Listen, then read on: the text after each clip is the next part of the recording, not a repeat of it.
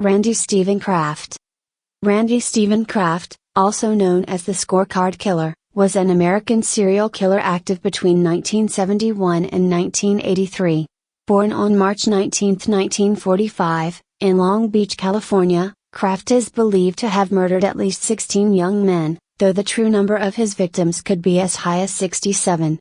Kraft's crimes were characterized by their brutality. He would drug, torture, and often sexually assault his victims before killing them. He earned his nickname due to a cryptic list found in his car after his arrest, believed to be a scorecard of his murders. The crimes. Kraft targeted young men, many of whom were hitchhikers, military personnel, or individuals from marginalized communities.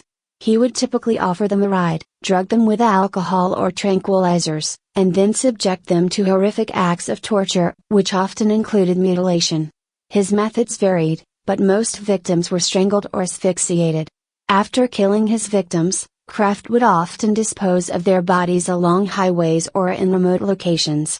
Kraft's crime spree went unnoticed for years due to the transient nature of his victims and his careful approach to selecting targets.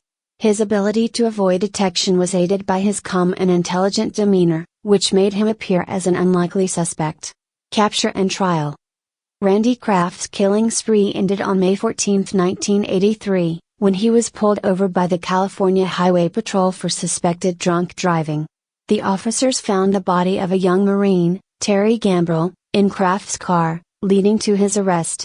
Upon further investigation, police discovered the notorious scorecard in Kraft's vehicle, which listed cryptic references to his victims, though the exact meanings of many of the entries remain unclear.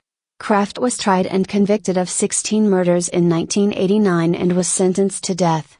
He remains on death row at San Quentin State Prison in California. Legacy. Randy Stephen Kraft's case is one of the most chilling examples of serial murder in the United States.